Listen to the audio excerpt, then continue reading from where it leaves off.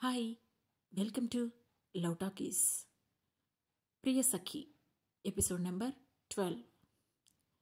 అక్షర్ హాస్పిటల్లో నిద్రపోతుండగా ఓ వ్యక్తి చేతిలో ఇంజెక్షన్తో ఆ గదిలోకి ప్రవేశించి ఆమె చేతికి పెట్టుకు ఉన్న సెలైన్ బాటిల్లోకి తాను తెచ్చిన ఇంజెక్షన్ను ఎక్కిస్తూ అక్షర వైపు కన్నింగా చూసి నవ్వుతున్నాడు. ఆల్మోస్ట్ అతను బాటిల్లోకి తాను తెచ్చిన లిక్విడ్ మొత్తాన్ని ఎక్కించాడు. అది నెమ్మదిగా అక్షరకు పెట్టిన సెలైన్ వైర్లోకి వెళ్తోంది. సరిగ్గా అదే సమయంలో అక్కడికి వచ్చిన సురేందర్ లోపల ఉన్న వ్యక్తిని చూసి, ఏయ్, ఎవరు నువ్వు, ఏం చేస్తున్నావు అని అరుస్తూ అతని దగ్గరికి పరిగెత్తుకుంటూ వస్తుండగా అది చూసి ఉలిక్కిపడిన అతను తన చేతిలో ఉన్న సిరెంజ్ను అక్కడే వదిలేసి సురేందర్ను బయటికి నెట్టేసి పారిపోయాడు.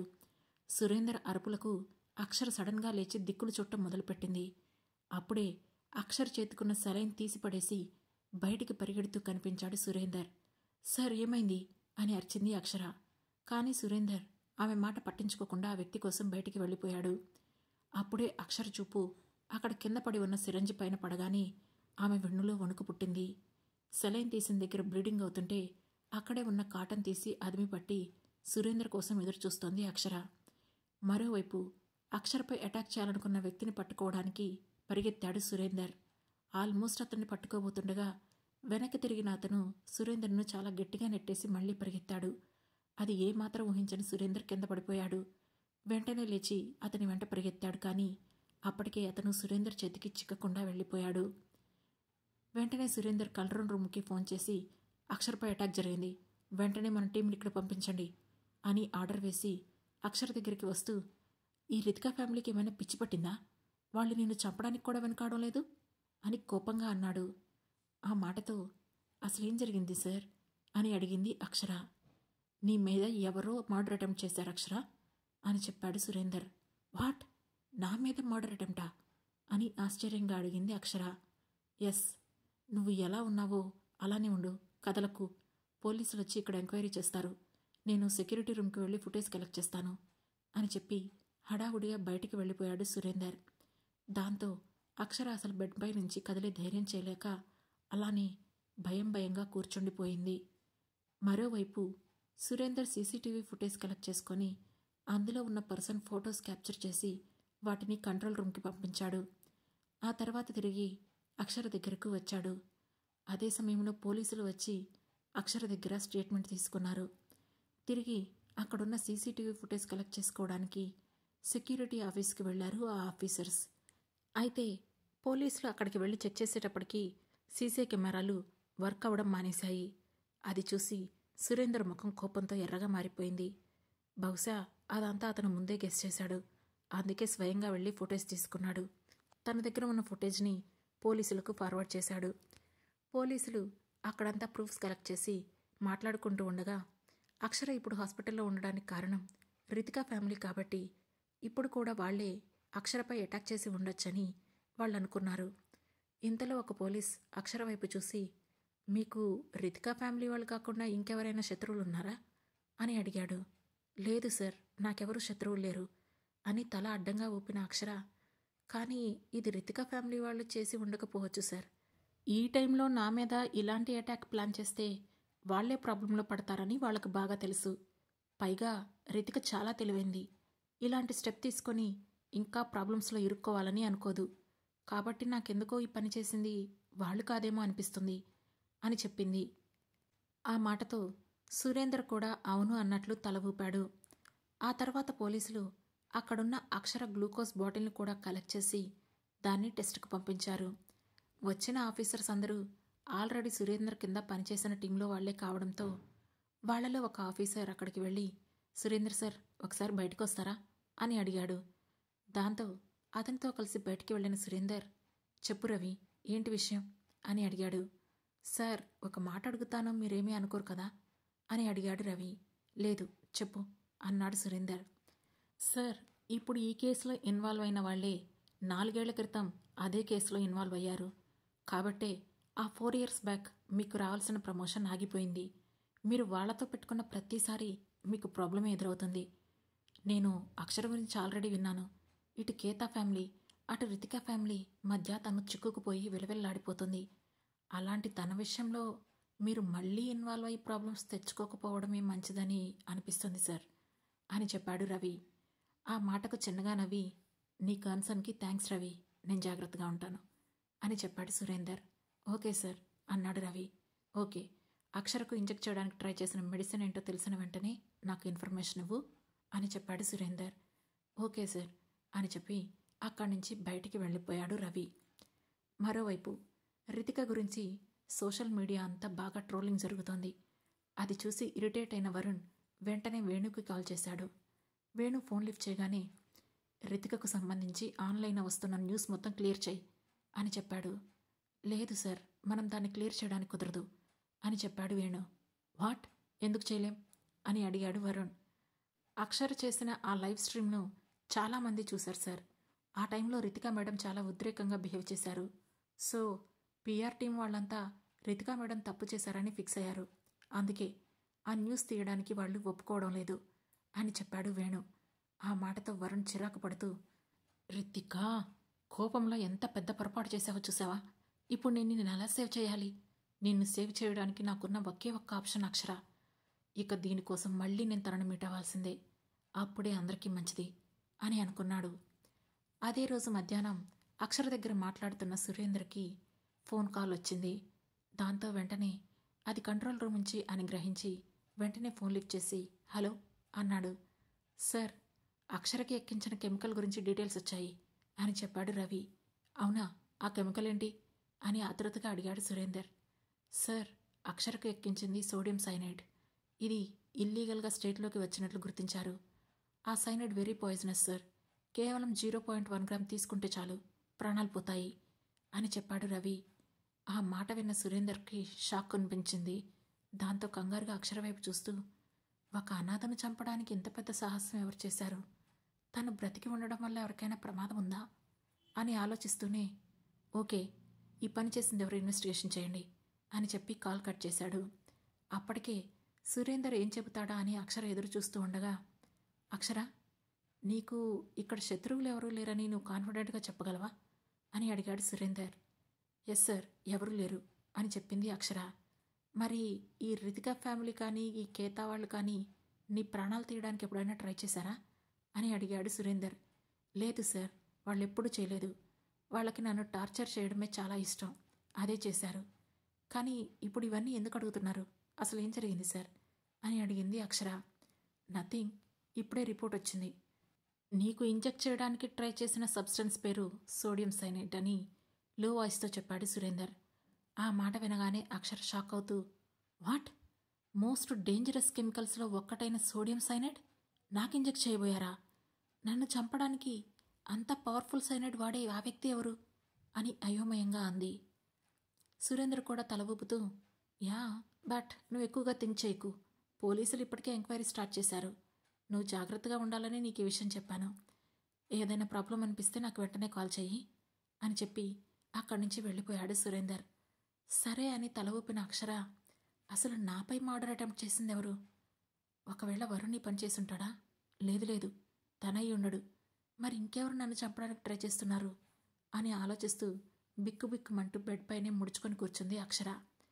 అదే టైంలో సిద్ధార్థ్ జరిగిన తప్పంతా తనపై వేసుకోవడంతో రితికకు కండిషన్ బయలిప్పించి బయటికి తీసుకొచ్చాడు వరుణ్. బయటికి రాగానే వరుణ్ను హగ్ చేసుకున్న రితిక, ఏంటిది వరుణ్, అక్షర నన్ను అందరిలో ఎలా బ్లేమ్ చేసింది అని ఏడ్చింది.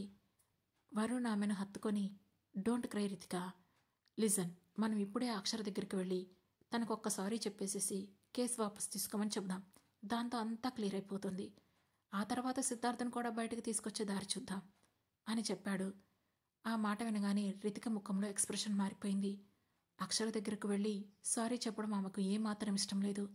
కానీ ఇప్పుడున్న పరిస్థితుల్లో వరుణ్ చెప్పినట్లు వినకపోతే అక్షరను తను కావాలనే ట్రాప్ చేసిందని వరుణ్కి డౌట్ వస్తుంది. ఇప్పటి వరకు ఆ సీన్లో సిద్ధార్థ్ ఉండడంతో వరుణ్ తనపై కరెక్ట్గా ఫోకస్ చేయలేదు. సో ఇప్పుడు తను నో చెప్పడం కన్నా వరుణ్ చెప్పినట్లు చేయడమే బెటర్ అని ఫిక్స్ అయిపోయింది రితిక.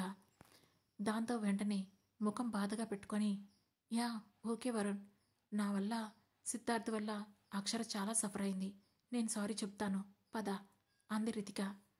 అక్షర్కి సారీ చెప్పమంటే రితిక ఏమనుకుంటుందోనని భయపడిపోయిన వరుణ్ ఆమె అంత ఈజీగా ఒప్పుకోవడంతో అప్పుడే ప్రాబ్లం సాల్వ్ అయినట్లుగా హ్యాపీగా ఫీల్ అవుతూ ఆమెను తీసుకొని అక్షర ఉన్న హాస్పిటల్కి వచ్చాడు వరుణ్. లోపలికి వస్తూనే, hello Akshara, how are you అని డైరెక్ట్గా అడిగాడు. అక్షర ఏం మాట్లాడకుండా సైలెంట్గా చూసింది. చూడు ఎవరొచ్చారో, రితిక నీకు సారీ చెప్పడానికి వచ్చింది అని నవ్వుతూ చెప్పాడు వరుణ్. అప్పటికే రితిక సీరియస్గా అక్షర వైపు చూస్తూ నుంచుంది. కమాన్ రితిక, తనకి సారీ చెప్పేసి ఇక్కడితో ఈ ప్రాబ్లం క్లోజ్ చేసేయి అని నవ్వుతూ రితికతో చెప్పాడు వరుణ్. దాంతో రితిక, ఐఎమ్ సో సారీ అక్షర, నిన్ను బాధ పెట్టడం నా ఉద్దేశం కాదు, అండ్ సిద్ధార్థ్ ఇలా చేస్తాడని కూడా నేను అస్సలు ఊహించలేదు అని చెప్పింది. అప్పటికే ఆమె కళ్ళ నిండా నీళ్లతో నిండిపోయి అద్భుతంగా నటిస్తుంది. అది గమనించలేని చిన్నపిల్ల కాదు అక్షర. అయినా ఆమె యాక్టింగ్ను సైలెంట్గా చూస్తూ ఉంది. నిజానికి నువ్వు వరుణ్తో రిలేషన్లో ఉన్నావని, నేను స్పెండ్ చేయాల్సిన ఈ 4 సంవత్సరాల హ్యాపీయెస్ట్ మూమెంట్స్ని నువ్వు వరుణ్తో స్పెండ్ చేశావని తెలిసిన తర్వాత నాకు నీపై జెలసీ వచ్చింది. అందుకే నిన్ను పిలిచి వార్నింగ్ ఇచ్చాను. కానీ సిచ్యువేషన్ ఇక్కడి వరకు వస్తుందని అనుకోలేదు అని ఇండైరెక్ట్గా వరుణ్ అక్షరాల మధ్య ఉన్న రిలేషన్ గురించి తనకు తెలుసని బయటపెట్టింది రితిక. ఆ మాట విన్న వరుణ్ షాక్ అవుతూ, రితిక అని అన్నాడు. వెంటనే రితిక తన కళ్ళనీళ్లు తుడుచుకుంటూ, ఐఎమ్ సారీ వరుణ్, నీకు అక్షరకి మధ్య ఉన్న రిలేషన్ గురించి నాకు తెలుసు. నేనే వచ్చి మీ ఇద్దరిని విడదీశాను కదా. మీ ఇద్దరి మధ్యలోకి నాకు రావడం ఇష్టం లేదు. అందుకే నిన్ను తిరిగి అక్షరకే ఇచ్చేసి నేను దూరంగా వెళ్ళిపోతాను అని గట్టిగా ఏడ్చేసి అక్కడి నుండి వెళ్ళిపోబోయింది. కానీ అప్పటికే ముఖాన గంటు పెట్టుకున్న వరుణ్ వెంటనే రితిక చేతిని పట్టుకొని ఆపి, నేను నిన్ను ఇక్కడి నుంచి వెళ్ళనివ్వను రితిక. అసలు నన్ను వదిలి నువ్వెలా వెళ్తావు? నువ్వు నాకు కాబోయే భార్యవి. మనం త్వరలోనే పెళ్లి చేసుకోబోతున్నాం. కానీ అక్షర నేను అంటూ సగంలోనే ఆగి అక్షర వైపు చూశాడు వరుణ్. ఇప్పుడు క్లియర్గా అతను అక్షర రితికలలో ఒకరిని సెలెక్ట్ చేసుకోవాల్సిన టైం వచ్చింది.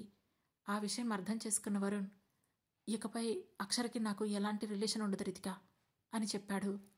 వాళ్ళ డ్రామా చూసి అక్షర చిన్నగా నవ్వుకుంది. ఆ మాటతో రితిక ఇంకా తన యాక్టింగ్ కంటిన్యూ చేస్తూ ఏడుస్తూనే, ఐఎమ్ సో సారీ అక్షర, ఇదంతా నా వల్లే జరిగింది కదా, నా వల్లే మీ ఇద్దరు విడిపోయారు కదా అని అంది. వెంటనే వరుణ్, షటప్ రితిక, నువ్వే తప్పు చేయలేదు, చేసిందంతా నేనే చేశాను అంటూ రితికను గట్టిగా హగ్ చేసుకొని అక్షర వైపు చూస్తూ, అక్షర, ఈ విషయంలో నువ్వు కూడా తప్పు చేశావు. ఇక నువ్వు నా గురించి ఆలోచించడం మానేస్తే బాగుంటుంది. అండ్ ఆన్లైన్లో రితిక మీద వస్తున్న ఇష్యూని ఇంతటితో క్లియర్ చేయాల్సిన బాధ్యత నీదే అని అన్నాడు. అప్పటికే అక్షర కళ్ళు కోపంతో ఎర్రబడగా వరుణ్ వైపు చూసి ఏం మాట్లాడలేక పెద్దగా నవ్వేసింది. ఆ నవ్వుకి రితిక, వరుణ్ అయోమయంగా ఆమె వైపు చూశారు. అప్పుడు అక్షర అతని వైపు సూటిగా చూస్తూ, నేను తప్పు చేశాను మిస్టర్ వరుణ్? అసలు ఇందులో నా తప్పెక్కడుంది? నువ్వు నా లైఫ్లోకి వచ్చేటప్పటికీ రితికకు ఆల్రెడీ పెళ్ళయింది. నువ్వు సింగిల్గా ఉన్నావు. అందుకే నువ్వు చూపించే అబద్ధపు ప్రేమకు నేను లొంగిపోయి నీకు దగ్గరయ్యాను. ఇందులో నా తప్పెక్కడుంది అని ఆవేశంగా ప్రశ్నించింది అక్షర. ఆ మాటలతో వరుణ్ ముఖం మాడిపోయింది. దాంతో కోపంగా, షటప్ అక్షర అని ముఖం చిట్లించి, ఇప్పటికీ మించిపోయిందేం లేదు, రితికకు సారీ చెప్పి తన మీద పెట్టిన కేసు వాపసు తీసుకో అని చెప్పాడు వరుణ్. అది జరగని పని అని వెటకారంగా నవ్వి ముఖం తిప్పేసుకుంది అక్షర. అప్పుడు రితిక, ప్లీజ్ వరుణ్, అక్షర పట్ల నువ్వు మరీ అంత కఠినంగా బిహేవ్ చేయకు. తను 4 yearsగా నీతోనే ఉంది. నా కోసం నిన్ను చాలా జాగ్రత్తగా చూసుకుంది కదా అని అంది. ఆ మాటలు విని అక్షరకు నవ్వులాటగా అనిపించడంతో అసలు వాళ్ళ వైపు చూడటానికి కూడా ఆమె ఇష్టపడలేదు. కానీ ఇంతలో మళ్ళీ రితిక కళ్ళలో నీళ్లు తిప్పుకుంటూ, నువ్వు నన్ను నిజంగా పెళ్లి చేసుకోవాలనుకుంటే తనని కాంప్రమైజ్ అవ్వమని చెప్పురా వరుణ్ అని అడిగింది. ఓకే రితిక, నీకోసం నేనేమైనా చేస్తాను అని చెప్పిన వరుణ్ అక్షర వైపు చూసి, లిజన్ అక్షర, రితిక చాలా మంచిది. అనవసరంగా తన రెప్యుటేషన్ పోయేలా చేయకు. ఇప్పటికే సోషల్ మీడియాలో తన గురించి చాలా బ్యాడ్గా మాట్లాడుతున్నారు. అవన్నీ అబద్ధమని నువ్వు ఒక్క మాట చెబితే చాలు, ఈ ప్రాబ్లం ఇంతటితో క్లోజ్ అవుతుంది అని అన్నాడు. అయినా అక్షర మాట్లాడకుండా ఆ పని ఇష్టం లేనట్లు తల తిప్పుకొని విండో వైపు చూసింది. ఇంతలో వరుణ్, నువ్వు నా కోసం ఒక పని చేయాలి అని అడిగింది రితిక. చెప్పు రితిక, ఏం చేయమంటావు ఆత్రంగా అడిగాడు వరుణ్. ఇప్పుడు అక్షరకి కూడా పెళ్లి చేసుకునే ఏజ్ వచ్చింది కాబట్టి ముందు మనం తన కోసం ఒక మంచి సంబంధం చూసి పెళ్లి చేయాలి. ఆ తర్వాతే మనం పెళ్లి చేసుకుందాం. లేదంటే నా వల్లే తన లైఫ్ ఇలా అయిందని నేను గిల్టీగా ఫీల్ అవుతూ ఉండాలి. అది నాకు అస్సలు ఇష్టం లేదు అని బాధగా చెప్పింది రితిక. ఆ మాట విని పిడికిలు బిగించిన అక్షర, నాకు త్వరగా పెళ్లి చేసేస్తే వరుణ్ నా వైపు చూడడని రితిక ప్లాన్ చేసింది అని మనసులోనే అనుకుంది. దాంతో చిరాగ్గా వాళ్ళ వైపు చూసి, మిస్ రితిక, నా పెళ్లికి మీకు ఎలాంటి సంబంధం లేదు. ప్లీజ్ ముందు మీరిద్దరూ ఇక్కడి నుంచి వెళ్ళిపోండి అంటూ డోర్ వైపు వేలు చూపించింది అక్షర. కానీ రితిక ఆ మాటను పట్టించుకోకుండా, వరుణ్, అక్షర పెళ్లి చేసుకున్న తర్వాతనే మనం పెళ్లి చేసుకుందాం అని చెప్పింది. రితిక అంతలా పట్టుబడుతూ ఉండడం చూసి పెళ్లికి ముందే అక్షర ఇష్యూని సాల్వ్ చేసుకోవాలని రితిక డిసైడ్ అయింది అని అర్థం చేసుకున్నాడు వరుణ్. దాంతో ఒక క్షణం ఏదో ఆలోచించి నెమ్మదిగా అక్షర వైపు చూసి, మా కంపెనీలోనే ఒక మంచి ఎంప్లాయీని చూసి నీకు ఇచ్చి పెళ్లి చేస్తాను. నువ్వు కూడా హ్యాపీగా లైఫ్లో సెటిల్ అవ్వచ్చు అని చెప్పాడు. ఆ మాటకు సీరియస్గా అతని వైపు చూసింది అక్షర. అంతేకాదు, నీ పెళ్లికి గిఫ్ట్గా నా ప్రాపర్టీలో ఏదైనా ఒక ప్రాపర్టీని కూడా ఇస్తానులే అని చెప్పాడు వరుణ్. ఆ మాటకు అక్షర అతన్ని అసహ్యంగా చూస్తూ, ఈ మాట చెప్పడానికి నీకు కొంచెం కూడా సిగ్గులేదు అని మనసులోనే అనుకొని పైకి మాత్రం, అవసరం లేదు, అసలు నేను ఎప్పటికీ పెళ్లి చేసుకోను అని గట్టిగా చెప్పింది. ఆ మాటతో రితిక కోపంగా వరుణ్ వైపు చూసింది. దాంతో ఎలాగైనా సరే అక్షరను పెళ్లికి ఒప్పించాలని అనుకున్న వరుణ్ తన ప్లాన్ మార్చి, చూడక్షర, నువ్వుండే ఆశ్రమాన్ని డిస్ట్రాయ్ చేయమని ఆల్రెడీ గవర్నమెంట్ ఆర్డర్స్ పాస్ చేసింది. దాన్ని నేనే జరగకుండా ఆపాను. ఇప్పుడు నేను అడ్డు తప్పుకుంటే ఆ ఆశ్రమం కూలిపోతుంది. అక్కడున్న పిల్లలందరినీ తలా ఒక ఆశ్రమానికి పంపించేస్తారు. ఇదంతా జరగడం నీకు ఇష్టమేనా అని స్మూత్గా బెదిరించాడు. టైం చూసి తన వీక్నెస్తో ఆడుకుంటున్న అతన్ని ద్వేషం నిండిన కళ్ళతో చూస్తూ, యూ ఇడియట్ అని అరిచింది అక్షర. దాంతో వరుణ్ కోపంగా వెళ్ళి అక్షర గొంతు పట్టుకోబోయాడు. సరిగ్గా అదే సమయంలో, oh nice, it's nice to see, mister Varun తన ఫియాన్సీతో కలిసి ఇక్కడికి వచ్చారు అని రూమ్లోకి వస్తూనే అన్నాడు విక్రమ్. అతన్ని చూస్తూనే వరుణ్, రితిక షాక్ అయ్యారు. కానీ వాళ్ళ ఎక్స్ప్రెషన్స్ ఏమాత్రం పట్టించుకొని విక్రమ్ మాత్రం చాలా క్యాజువల్గా, హాయ్ రితిక, మీ బ్రదర్ మీకోసం మీరు చేసిన తప్పుని కూడా తన మీద వేసుకున్నాడట. దీనివల్ల తను మరికొంచెం ఎక్కువ సంవత్సరాలు జైలు శిక్ష అనుభవించాల్సి ఉంటుంది పాపం అని వెటకారంగా అన్నాడు.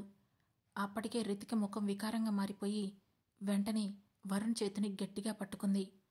తన చేతిని పట్టుకున్న రితిక చేతి మీద మరో చెయ్యి వేసిన వరుణ్, మిస్టర్ విక్రమ్, మీరు వాల్యూ లేని మనుషుల కోసం ఈ మధ్య చాలా టైం పెడుతున్నట్లు అనిపిస్తుంది అని అడిగాడు. తన వాల్యూను డిసైడ్ చేసే హక్కు మీకు కానీ నాకు కానీ లేదు మిస్టర్ వరుణ్ అని చెప్పాడు విక్రమ్. ఆ మాటతో ముఖం చిట్లించి అక్షర వైపు చూసి, లిసన్ అక్షర, నేను చెప్పిన దాని గురించి బాగా ఆలోచించు. నువ్వు మంచి డెసిషన్ తీసుకుంటావని అనుకుంటున్నాను. నేను మళ్ళీ నిన్ను కాంటాక్ట్ అవుతాను అని చెప్పి రితికని తీసుకొని కోపంగా అక్కడి నుంచి వెళ్ళిపోయాడు వరుణ్. వెడుతున్న అతన్నే చూస్తూ, నువ్వు నిజంగా ఇతన్ని లవ్ చేశావంటే నాకు నీ టేస్ట్పై డౌట్గా ఉంది అని కూల్గా అన్నాడు విక్రమ్. అక్షర ఆ మాటకు ఏం సమాధానం చెప్పలేకపోయింది. కానీ అతను కరెక్ట్ టైంకి వచ్చి తనను కాపాడటంతో అతని వైపు కృతజ్ఞతగా చూసి, విక్రమ్ గారు, మీరింకా హాంకాంగ్ వెళ్ళలేదా అని అడిగింది.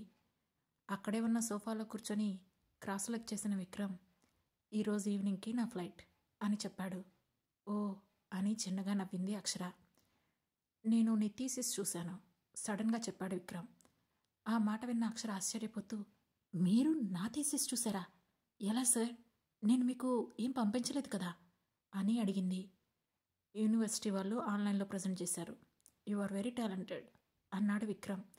ఆ మాటతో హ్యాపీగా ఫీల్ అయిన అక్షర, థ్యాంక్ యూ విక్రమ్ గారు అని చెప్పింది. అండ్ మరో విషయం, నువ్వు ఫారెన్ యూనివర్సిటీలో చదువుకోవడానికి నేను స్పాన్సర్ చేస్తాను అని చెప్పాడు విక్రమ్. ఆ మాట వినగానే, నిజంగానే విక్రమ్ గారు అని ఎక్సైట్మెంట్తో అడిగింది అక్షర. విక్రమ్ సోఫాలో నుంచి లేచి నిలబడి తన పాకెట్లో చేతులు పెట్టుకొని, ఎస్, బట్ నాకు కొన్ని కండిషన్స్ ఉన్నాయి అని చెప్పాడు. ఆ మాటతో మళ్ళీ తనను పెళ్లి చేసుకోమని కండిషన్ పెడతాడేమో అనుకుంటూ భయంగా అతని వైపు చూసింది అక్షర. ఆ తర్వాత ఏం జరగబోతుంది, విక్రమ్ పెట్టే కండిషన్స్ ఏంటి తెలుసుకోవాలంటే వెంటనే మన లవ్ టాకీస్ ఛానల్ను సబ్స్క్రైబ్ చేసుకొని ప్రియ సఖి సిరీస్లోని నెక్స్ట్ ఎపిసోడ్ను వినండి. మా ఈ కథ మీకు నచ్చినట్లయితే లైక్ చేసి, షేర్ చేసి, కామెంట్ చేసి, హై పాయింట్స్ కూడా ఇచ్చి మమ్మల్ని సపోర్ట్ చేయండి. Thank you. Thanks for watching.